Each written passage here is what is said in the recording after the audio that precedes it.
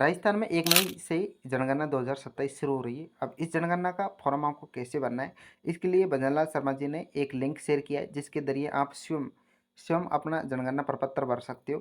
क्योंकि आपको पता है कि बहुत सारे कर्मचारी ऐसे हैं जो आपके घर आते हैं, आपसे सभी के बारे में आपसे पूछते हैं और इसके बाद फॉर्म भरते हैं। और आप अगर गलत जानकारी दे देते हो, तो गलत जानकारी भरने के कारण आपका जो जनगणना प्रपत्र है, वो रिजेक्ट हो जाता है। तो इसीलिए भजनलाल शर्मा जी ने 1 मई 2027 से जो शुरू हो रही जनगणना, इसमें ऑफिशियल लिंक शेयर किया है, जिससे आप अपने मोबाइल फ़ोन से इसको डाउनलोड कर सकते हो और इसके ज़रिए आप स्वयं अपना जो जनगणना प्रपत्र है वो भर सकते हो। इसमें 33 सवालों के आपसे उत्तर पूछे जाएँगे जो आपको देने हैं। अब ये 33 सवालों के उत्तर कौन-कौन से आपको देने हैं, तो सभी मैं इस वीडियो में बताने वाला हूँ। तो वीडियो को शुरू से अंत तक वॉच करना। चैनल पर अगर आप नए आए तो हमारे चैनल टेक्सन तो ऑफिशियल 2.0 को सब्सक्राइब जरूर कर लेना, जिससे कि सरकारी योजना से रिलेटेड मैं जब भी वीडियो बनाऊँ तो आपके पास सबसे पहले पहुँच सके। तो चलिए दोस्तों, आज की वीडियो को शुरू करते हैं बिना टाइम वेस्टेज किए। तो दोस्तों, राजस्थान में 1 मई से जनगणना 2027 का जो पहला चरण है वो शुरू होने जा रहा है और इससे पहले मुख्यमंत्री भजनलाल शर्मा ने बुधवार को सोशल मीडिया पर प्लेटफॉर्म एक्स पर पोस्ट कर प्रदेशवासियों से एक खास अपील की है। साथ में उन्होंने एक लिंक भी शेयर किया है और जिससे आप घर बैठे आसानी से अपनी जो खुद की जो जनगणना है वो कर सकते हो। अब सीएम ने जो शेयर किया है, सीएम का जो गणना पत्र, उसको मैं आपको बता दूं। सीएम भजनलाल शर्मा ने अपने संदेश में लिखा है कि 1 मई से 15 मई 2026 तक नागरिक खुद की अपनी गणना कर सकेंगे और इसके बाद 16 मई से 14 जून 2026 तक कर्मचारी घर घर जाकर मकानों की गणना करेंगे। अब उन्होंने प्रदेशवासियों से अपील की है कि राजस्थान की जो अतिथि सत्कार की जो परंपरा है उसको निभाते हुए कर्मचारी को सही जानकारी दे। क्योंकि आपको पता है कि अगर जो सरकारी कर्मचारी आपके पास आएँगे, अब आपसे जनगणना पत्र में 33 सवाल है, उनके बारे में आपसे पूछेंगे, तो आपको सही उत्तर देना है। अगर आप गलत उत्तर देते हो, तो इसमें क्या होगा कि जनगणना प्रपत्र आपका जो गलत भर दिया जाएगा और इसके बारे में सरकार में जो डाटा अपलोड होगा, वो गलत होगा। गलत होने की वजह से आपका जो बायोडाटा वो पूरा खराब हो जाएगा। तो इसलिए आपको जो सरकारी कर्मचारी है, इसको आपको सही जानकारी देना है। इसलिए बोलते हैं कि अतिथि सत्कार की जो परंपरा है, यानी जब घर कोई मेहमान आता है, तो इसको आपको सही जानकारी देनी है। सही जानकारी देने के बाद ही आपका जो फॉर्म है वो फिल होगा। क्योंकि आज की सही जानकारी कल के विकसित राजस्थान और विकसित भारत का सपना पूरा करेगी। अब स्वयं की गणना के लिए आप ऑफिशियल लिंक पर भी जा सकते हो और अपने मोबाइल से आप खुद से भी ये जनगणना का फॉर्म भर सकते हो। अब यह पहली बार है जब भारत में लोगों को वेब पोर्टल के जरिए अपनी जानकारी खुद भरने का मौका मिल रहा है।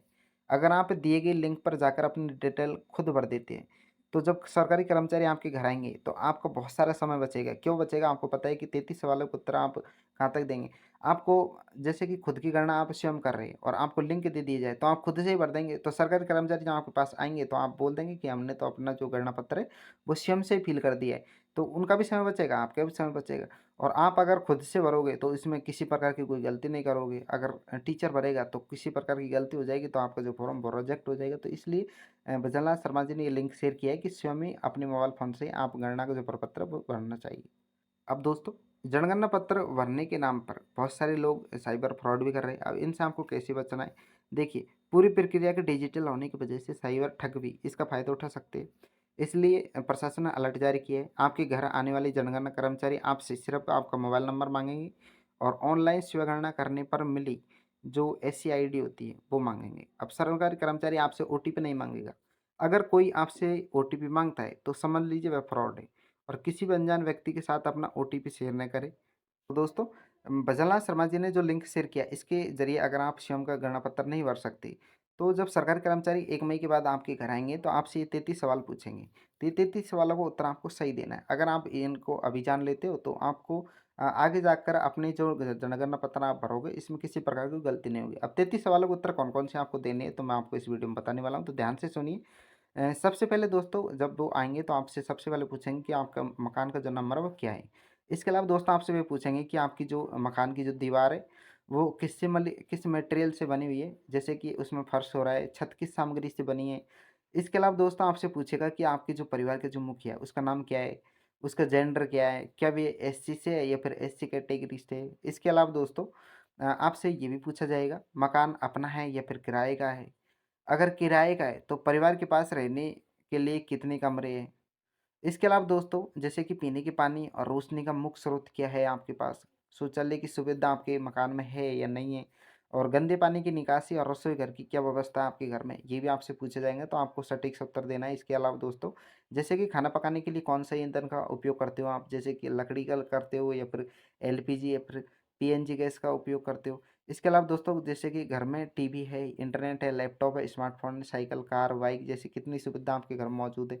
तो आपके पास जैसे कि टीवी है तो आपको सही पर टिक करना है, इंटरनेट है तो भी करना है, laptop, smartphone, cycle, car, bike जैसी अगर सुविधा आपके घर में है तो आपको यहाँ पर सटीक उत्तर देना है।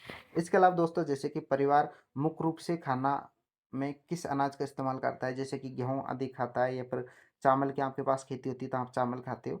तो इस प्रकार के आपसे ये प्रश्न पूछे जाएँगे तो आपको सटीक से इनका उत्तर देना है। अब ये कब देना है? 1 मई से इसकी जनगणना शुरू होने वाली है, तो आपको ये ध्यान रखना है, ये सभी प्रश्नों के उत्तर। इसके अलावा दोस्तों देखिए, शिक्षकों के तबादले पर लग सकता है लंबा ब्रेक, क्योंकि आपको पता है कि शिक्षकों का तबादला इसलिए नहीं हो रहा है क्योंकि जो 1 मई 2027 से ये जनगणना शुरू होने जा रही है, तो इनका क्या ट्रांसफ़र होगा।